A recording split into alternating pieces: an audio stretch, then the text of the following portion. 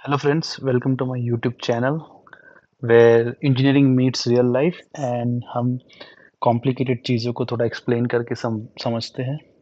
So आज का हमारा topic है कि why don't we have petrol stoves?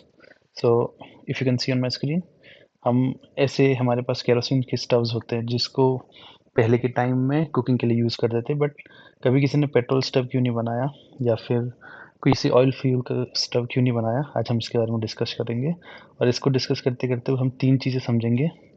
पहला है फ्लैश पॉइंट क्या होता है, वोलेटिलिटी क्या होता है एंड इवोपरेशन क्या होता है। अगर हम ये तीन कंसेप्ट इसके थ्रू समझ गए तो मतलब हमारा ये डाउट बिल्कुल क्लियर हो जाएगा, राइट। तो फ्लैश सबसे पहले हमको समझना पड़ेगा फ्लैश पॉइंट क्या होता है। फ्लैश पॉइंट कोई पॉइंट मतलब टेम्परेचर होता है, तो वो टेम्परेचर जहाँ पे कोई भी लिक्विड वेपर बनना स्टार्ट हो जाए और जब अगर हम उसके पास में अगर कोई इग्निशन सोर्स लाए तो वो इग्नाइट कर सके।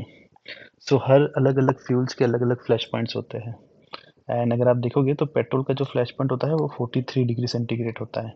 इसका मतलब क्या होता है कि अगर हम एक किसी कंटेनर के अंदर पेट्रोल डाल दें और उसको 43 डिग्री सेंटीग्रेड, जो हम देखेंगे कि इंडिया में एक बहुत ही नॉर्मल टेम्परेचर है, समर्स में पहुंच जाता है।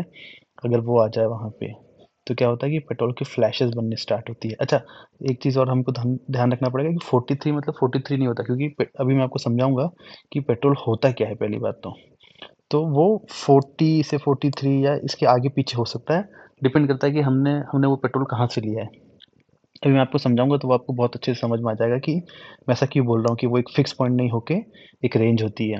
हाँ, तो अगर हम इस टेम्परेचर के वहाँ पे आए और हमने पास में कोई मैच स्टिक ले आए, राइट, तो वो इग्नाइट कर देगा और इग्नाइट करने के बाद क्या हो जाएगा, एक बहुत बड़ा एक्सप्लोजन हो जाएगा एंड देन सारा पेट्रोल है वो जल जाएगा। वहीं पे अगर हम ये चीज़ केरोसिन के साथ करें तो वो टेम्परेचर 72 डिग्री के अराउंड होता है और अगर हम डीजल के साथ करें तो वो टेम्परेचर 50 डिग्री सेंटीग्रेड या उससे बड़ा ही होता है। सो ऐसे ऐसे अलग अलग फ्यूल्स के अलग अलग फ्लैश पॉइंट्स होते हैं और फ्लैश पॉइंट का मतलब फिर से क्या होता है कि वो टेम्परेचर जहाँ पे हम उसके पास में कोई इग्निशन सोर्स ले आए, उस फ्यूल का वेपर बनने लग जाए और वो वेपर इग्नाइट होकर एक्सप्लोज हो सके, तो उस पॉइंट को हम फ्लैश पॉइंट कहते हैं।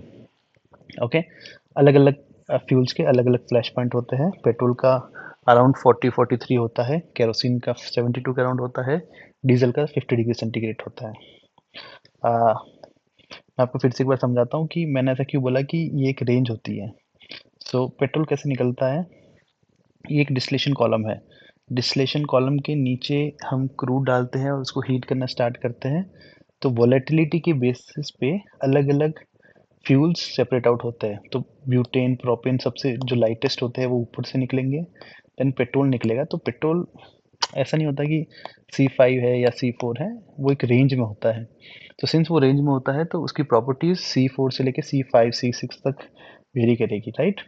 फिर आता है केरोसिन, देन उसके उससे और हैवी होता है डीजल, और उससे और जो हैवी होगा वो बेसिकली यहाँ से निकल जाएगा, जो कि जो रोड बनाने के लिए एस्फाल्टीन वगैरह यूज होता है वो होता है। ओके, तो ये एक बेसिक है कि डिस्टिलेशन कॉलम क्या होता है, और डिस्टिलेशन कॉलम से जो फ्यूल निकलते हैं वो अपनी वोलेटिलिटी के बेसिस पे सेपरेट आउट होते हैं, इसलिए इनकी अलग अलग रेंज होती है। तो इससे हमको एक चीज़ और समझ में आती है कि जो पेट्रोल है वो बहुत वॉलेटाइल है compare to kerosene, right, and diesel is more volatile than kerosene also. So अगर हम ये चीज़ देखेंगे तो सिंस क्या होता है, पेट्रोल ज़्यादा वॉलेटाइल है, तो जो पेट्रोल का जो क्लाउड बनेगा, लेट्स से एक कंटेनर में पेट्रोल पड़ा है, एक कंटेनर में केरोसिन पड़ा है, तो जो पेट्रोल क्लाउड बनेगा सिंस वो बहुत वॉलेटाइल वो बहुत बड़ा बनेगा। वहीं पे केरोसिन इतना वॉलेटाइल नहीं है तो वो छोटा सा क्लाउड बनेगा, राइट। तो इसका अगर आप देखोगे तो इसका सरफेस एरिया बहुत बड़ा है। सरफेस एरिया बहुत बड़ा है तो एक्सप्लोजन के चांसेस भी बहुत ज़्यादा हो जाएंगे, क्योंकि ये बहुत दूर दूर फैलेगा। और उसका मतलब क्या है कि अगर वो एक्सप्लोजन के चांसेस ज़्यादा होंगे तो रिस्क बहुत ज़्यादा है, राइट। तो ये कुछ चीज़ें हैं कि क्यों हम केरोसिन को ज़्यादा प्रेफर करते हैं गैस स्टोव में, ना कि पेट्रोल को। एक तो उसका फ्लैश पॉइंट बहुत कम होता है, दूसरी बात है कि वो बहुत ज़्यादा वोलेटाइल होता है तो बहुत ही जल्दी इग्नाइट हो सकता है और उसका रिस्क बहुत ज़्यादा है, राइट। हम पेट्रोल को किस में यूज़ करते हैं, पेट्रोल को कार्स में यूज़ करते हैं, क्योंकि कार्स में एक कंट्रोल्ड एनवायरनमेंट होता है जहाँ पे स्पार्क प्लग्स होते हैं, सिलेंडर्स होते हैं, वो उसकी इग्निशंस को कंट्रोल करके रखते हैं। बट हमको कुकिंग के लिए हम इतना कंट्रोल एनवायरनमेंट नहीं रख सकते, उसके लिए हम केरोसिन जैसे फ्यूल को यूज़ करते हैं जो कि इतना कंट्रोल्ड नहीं होता, एंड इतना रिस्की भी नहीं होता, राइट?